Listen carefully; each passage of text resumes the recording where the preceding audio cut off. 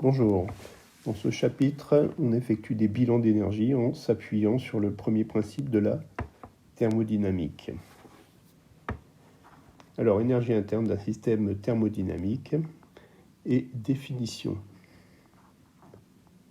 Donc, l'énergie interne que l'on note U d'un système macroscopique est la somme des énergies microscopiques des entités qui le constituent ou qui le composent. Donc, est la somme des énergies microscopiques des entités qui le composent. On a U égale énergie cinétique microscopique plus l'énergie potentielle microscopique. Donc, unité du système international, U est exprimée en joules. Les énergies cinétiques et potentielles aussi. L'énergie cinétique microscopique est l'énergie liée à l'agitation thermique, comme on l'a vu le chapitre précédent. Et l'énergie potentielle microscopique, énergie potentielle, associée aux interactions entre les entités, alors intra- ou intermoléculaires, ce sont des molécules. Remarque, l'énergie cinétique microscopique est liée à la température. Donc ça veut dire que si la température augmente, alors l'énergie interne va augmenter. 1.2. Variation d'énergie interne d'un système incompressible. On définit la capacité thermique que l'on note grand C. Alors un système peut stocker de l'énergie sous forme d'énergie interne et la restituer ensuite. C'est la capacité thermique qui traduit cette aptitude. C'est la capacité thermique du système qui traduit cette aptitude. C'est la capacité thermique du système qui traduit cette aptitude.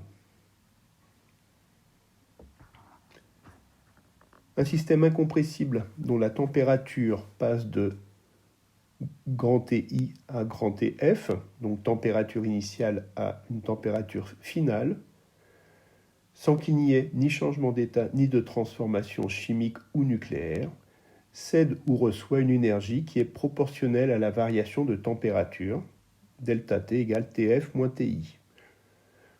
Si on raisonne en Kelvin, mais on pourrait raisonner en degrés Celsius, dans ce cas-là, on mettrait delta θ égale θF moins θI. Donc la variation d'énergie interne du système va être égale à C, grand C fois delta T. Grand C étant la capacité thermique. Alors cette constante de proportionnalité, C, est appelée capacité thermique du système. Delta U s'exprime en joules, delta T en Kelvin, et la capacité thermique en joules par Kelvin, ou en joules par degré Celsius. Donc joule Kelvin moins 1 ou joule degré Celsius moins 1. À partir de là, on peut définir la capacité thermique massique que l'on note petit c. Donc il faudra bien faire attention pour différencier les deux. La capacité thermique massique d'un système homogène est l'énergie qu'il faut fournir à l'unité de masse du système pour élever sa température de 1 Kelvin ou bien de 1 degré Celsius. Donc, l'énergie qu'il faut fournir à l'unité de masse du système pour élever sa température de 1 Kelvin ou de 1 degré Celsius. La relation entre la capacité thermique et la capacité thermique massique est petit c égale grand C sur M. Unité SI, bon, on a vu grand C en joule Kelvin moins 1, petit m en kilogramme et petit c en joule Kelvin moins 1, kilogramme moins 1. Ensuite, section 2, premier principe de la thermodynamique. Et 2.1, énergie totale d'un système.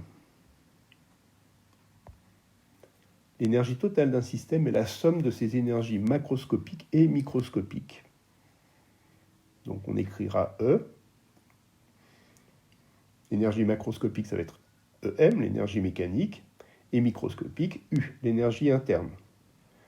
Donc l'énergie totale d'un système est la somme de ses énergies macroscopiques et microscopiques. Donc on écrira E égale à EM plus U. Or, EM, c'est EC plus EP, l'énergie cinétique et les énergies potentielles. Unité SI, le joule. L'énoncé du premier principe. Donc, on suppose ici un système thermodynamique fermé, c'est-à-dire qui n'échange que de l'énergie avec le milieu extérieur, ou un autre système d'ailleurs. Mais pas de matière. Il n'y a pas d'échange de matière puisque le système est qualifié de fermé. Les seuls échanges possibles, ce sont les échanges d'énergie. Alors, l'énoncé du premier principe, eh bien, la variation d'énergie d'un système thermodynamique fermé macroscopique au repos est égale à l'énergie qu'il échange avec le milieu extérieur, soit sous forme de travail W, soit sous forme d'un transfert thermique que l'on note Q. La variation d'énergie d'un système thermodynamique fermé macroscopique au repos est égale à l'énergie qu'il échange avec le milieu extérieur, soit sous forme de travail W, soit sous forme d'un transfert thermique Q. Donc soit sous forme d'un transfert thermique Q. On peut alors écrire delta E égale delta EM plus delta U égale W plus Q. Le système étant au repos, la variation d'énergie mécanique sera nulle. Il vient alors, delta U est égal à W plus Q. Unité, toujours le joule. Alors, travail et transfert thermique. On commence par le travail. Donc, le travail d'une force ou de plusieurs forces non conservatives, c'est un transfert ordonné d'énergie.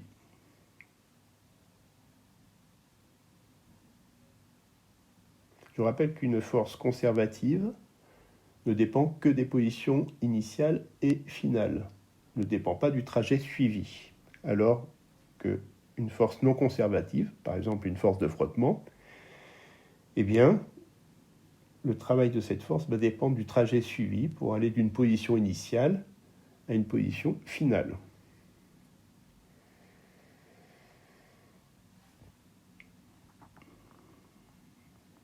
Donc le travail est un transfert ordonné d'énergie. Transfert thermique.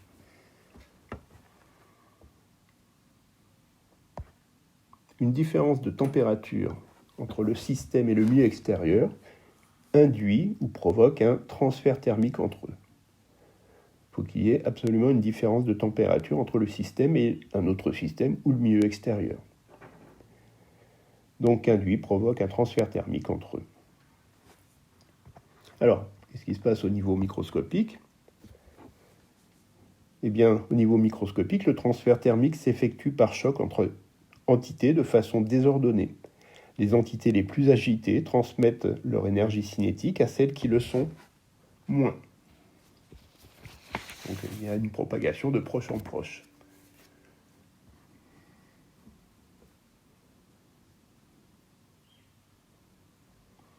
Ensuite, au niveau macroscopique.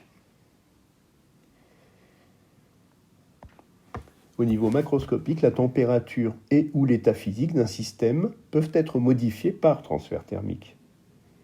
Donc c'est ce que l'on va voir. C'est le niveau macroscopique,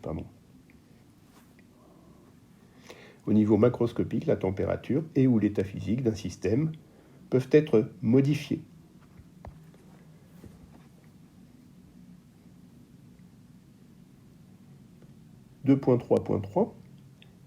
Alors W et Q sont des grandeurs algébriques, ça veut dire qu'elles peuvent être positives ou négatives.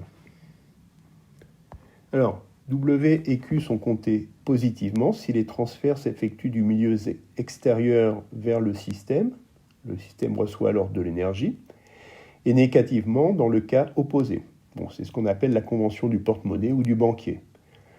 Quand il y a de l'argent qui rentre dans votre porte-monnaie, c'est compté positivement, le porte-monnaie est dans le système. Quand vous achetez quelque chose, il y a de l'argent qui sort de votre porte-monnaie et donc c'est compté négativement. 2.3.4, sens du transfert thermique. Alors, le transfert thermique ne peut se faire que dans un seul sens. Celui du milieu qui a la température la plus élevée, ce qu'on appelle la source chaude, vers celui qui a la température la plus faible, ce qu'on appelle la source froide. Le transfert cesse lorsque les deux milieux sont à la même température, qu'on appelle la température d'équilibre. On dit alors qu'ils sont à l'équilibre thermique. Donc le transfert thermique ne peut se faire que dans un seul sens. Celui du milieu qui a la température la plus élevée vers celui qui a la température la plus faible.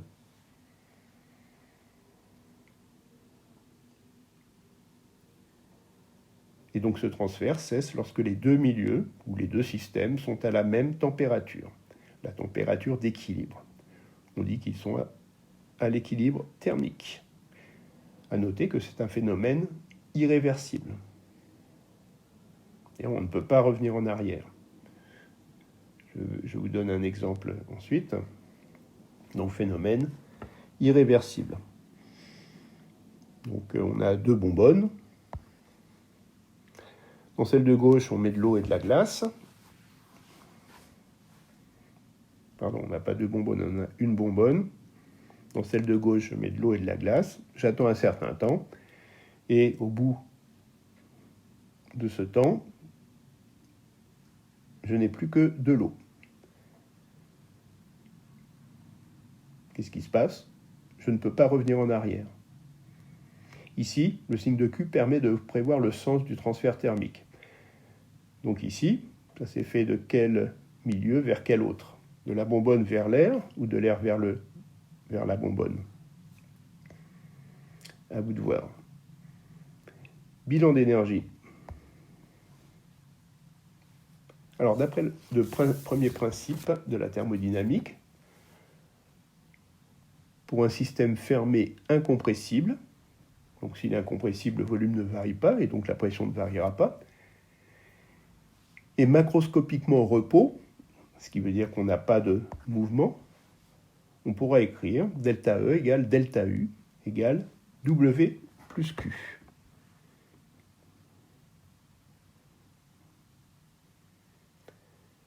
On pourra écrire delta E est égal à delta U égale W plus Q. Pas de mouvement, donc les forces ne travaillent pas. Ce qui revient à écrire que delta U est égal Q. Or, delta U est égal à C fois delta T, d'où la relation Q égale à C fois delta T est égal à M fois petit c fois delta T. Les unités SI sont données ici. Alors à noter que on peut avoir des capacités thermiques ou thermiques massiques exprimées avec les degrés Celsius. Il faut bien voir dans l'énoncé ce qui est donné.